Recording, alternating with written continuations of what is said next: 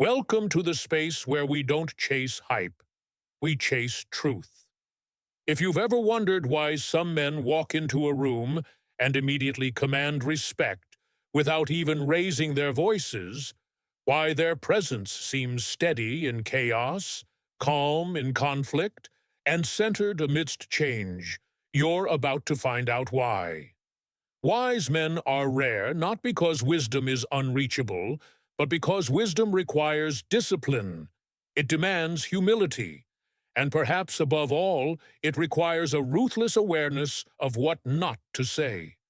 There are certain phrases, simple on the surface, that quietly drain your power, undermine your credibility, and erode your inner peace. Today, we're diving deep into 10 of these silent saboteurs.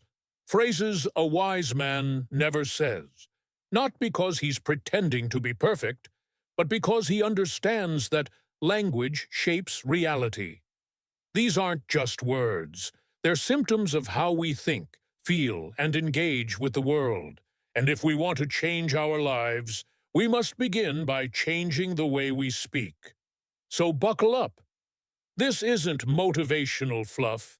This is ancient Stoic wisdom brought into our modern chaos. Let's begin. 1. I already know that. Wisdom begins with curiosity, not certainty. And one of the fastest ways to cut yourself off from growth is to utter the phrase, I already know that. It seems innocent, even confident. But confidence without curiosity is stagnation in disguise. When you say, I already know that, what you're really saying is, there's nothing new you can teach me. And that is one of the most anti-Stoic things a man can believe. In Stoic philosophy, there's a reverence for lifelong learning. Epictetus reminds us, it is impossible for a man to learn what he thinks he already knows. Imagine an old sea captain who believes he's seen every storm, so he stops checking the sky. He's not a master. He's a future disaster. In your job, relationships, health, or spirituality, the moment you stop listening, you stop evolving. I once worked with a business mentor who remained silent as a junior team member, explained a process he'd perfected 20 years ago. I asked him later why he didn't cut her off. He said, because every time someone explains something, there's a chance I see it in a new light. Wisdom isn't about appearing smart, it's about staying open. Next time you hear something you think you know, pause. Lean in. Ask, what am I missing? What might they see that I don't? Because sometimes the greatest breakthroughs come from familiar places viewed through unfamiliar eyes. 2. That's impossible.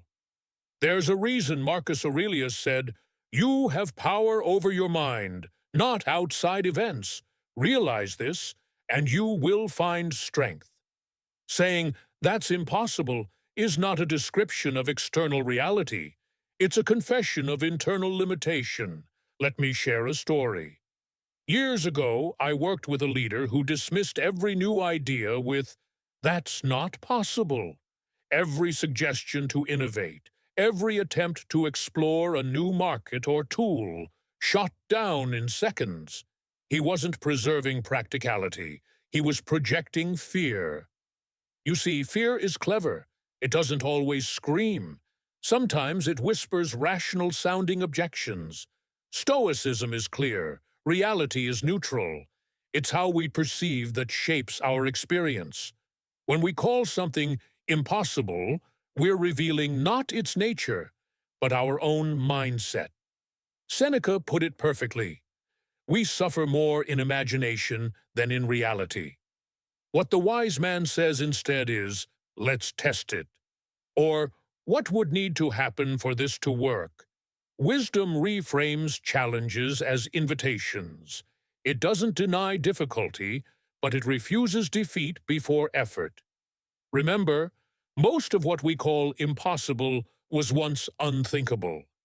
If you adopt the language of limitation, don't be surprised when your life shrinks to match it. 3. That's not my fault.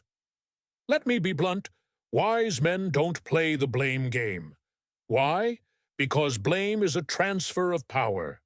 The more energy you spend explaining why something isn't your fault, the less energy you have to change it. There was a man I knew, we'll call him David, brilliant marketer, but whenever a campaign failed, he had a spreadsheet of reasons why he wasn't responsible. The audience wasn't ready. The platform changed its algorithm. The client made edits. Always something. Eventually, people stopped trusting him, not because he made mistakes, but because he never owned them. The Stoics taught, don't explain your philosophy, embody it. Wise men embody ownership. Even when it's not entirely their fault, they ask, what could I have done differently? What can I learn? This doesn't mean becoming a doormat. It means becoming accountable. Taking responsibility doesn't mean you're wrong. It means you're ready. 4. I don't need help. We've romanticized the self-made man, the lone wolf, the one who never asks for help. And it's a lie, one that leaves men burned out, bitter, and broken. The Stoics knew we are social creatures. Even Marcus Aurelius, the emperor, wrote in his Meditations how grateful he was to his mentors, advisors, and friends, saying, I don't need help isn't strength. It's pride in disguise. And pride isolates.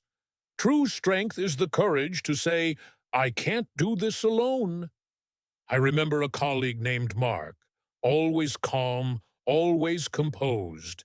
But after his wife got sick, his world began to unravel. He kept saying he was fine, until one night he broke down and admitted he couldn't hold it all together. We rallied around him, not because he was weak, but because he was finally honest. The wise man receives help because he knows his value isn't diminished by interdependence. It's enhanced by it. Stoicism teaches self-control, not isolation. The strong lean when they must, and in that leaning, they find strength multiplied. 5. I'll do it later. Procrastination isn't about laziness. It's about fear, fear of failure, fear of imperfection, fear of discomfort. And every time you say, I'll do it later, you make a silent deal with the devil of regret. Marcus Aurelius reminded himself daily that death could come at any moment, not to depress himself, but to clarify priorities. When a wise man has a task, a conversation, a mission, he acts. He doesn't wait for perfect conditions. He creates them by starting. I once knew a man who delayed reconciling with his brother for years. He always said, I just need the right moment. The right moment never came. His brother died, and the words he could have spoken became a weight he carried for life. The wise man doesn't let later rob him of now. Act today, because tomorrow isn't promised. But regret? That's guaranteed when action is delayed. 6. They got lucky. Attributing someone's success to luck is an easy way to avoid self-reflection. It's a defense mechanism, one that protects your ego from confronting uncomfortable truths. Maybe they worked harder, took more risks, failed more often. Maybe they showed up every day while you hit snooze. Wise men don't use luck as a scapegoat. Seneca, a Stoic philosopher, said, luck is what happens when preparation meets opportunity. Was timing involved? Sure. Were there favorable circumstances? Possibly. But luck alone is never enough. What matters is who's prepared when the door cracks open. I once interviewed a man who built a thriving business after years of bankruptcy. People said he got lucky with one viral product. What they didn't see were the 13 failed ideas before that one, or the nights he slept in his car to save money. Luck? Number, it was persistence in disguise. Instead of saying, they got lucky, wise men ask, what did they do that I'm unwilling to do? Or, what can I learn from their journey? The moment you stop blaming fortune, you start building your own. 7. That's just who I am. This phrase pretends to be self-awareness, but it's really a wall. When a man says, that's just who I am, he's saying, don't expect me to grow. Wise men reject this notion entirely. They know identity is not fixed. It's chosen, moment by moment, habit by habit. Epictetus taught that we are not disturbed by events, but by our interpretation of them. In the same way, we are not bound by who we were yesterday, but by who we believe we are today. I knew a man named Eric. He had a temper. Everyone tiptoed around him. When confronted, he'd shrug and say, that's just how I am. Eventually, he lost friends, his job, his marriage. Only then did he realize being unwilling to change wasn't strength. It was stubbornness masked as identity. The wise man says, this is how I've been, but it's not how I have to be. Change doesn't deny who you were. It honors who you're becoming. 8. I deserve better. There's nothing wrong with having standards, but entitlement is different. I deserve better often doesn't come from self-respect. It comes from resentment, from comparison, from ego. The Stoics didn't speak of what they deserved. They spoke of what they could control, and they saw hardship not as injustice, but as opportunity. Marcus Aurelius wrote, the impediment to action advances action. What stands in the way becomes the way. Instead of demanding better, wise men become better. If you feel undervalued in a job, grow your skills. If you're disrespected in a relationship, communicate with strength or walk away. Don't beg life for more. Build yourself into someone who attracts more by becoming more. Wisdom doesn't whine. It works. 9. It's too late. Too late for what? To love again? To learn a language? To make peace with your past? It's too late is one of the most dangerous lies a man can believe. Why? Because it kills the future by worshiping the past. I once met a man named Julian. He was 67. After retiring, he enrolled in college, not because he needed a degree, but because he always dreamed of studying history. 4 years later, he walked across the stage, cap and gown, tears in his eyes. People told him he was too old. He proved them wrong. The Stoics remind us, life is short, yes, but while you live, live fully. Don't wait for some external permission to begin again. If you're still breathing, it's not too late. The only thing truly too late is never trying. 10.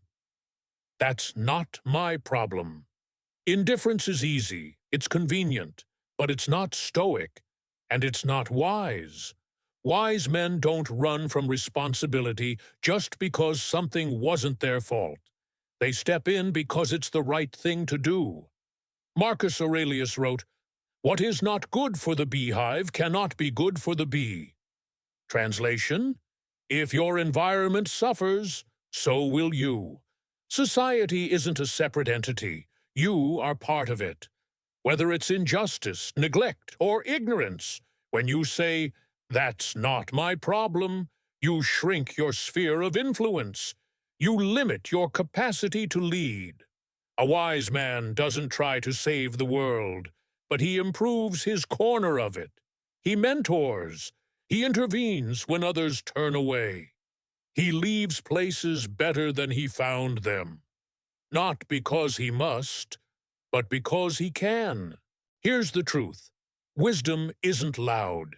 It's not about being the smartest man in the room. It's about silence in the right moments, restraint in the heat of conflict, responsibility when excuses are easy. Each of the 10 phrases we've explored is a fork in the road. Say them, and you choose comfort, ego, avoidance. Avoid them, and you choose growth, clarity, and power. You don't need to get it perfect. You just need to be honest with yourself. Ask, which one of these do I still say? Then practice replacing it. One moment, one conversation, one breath at a time.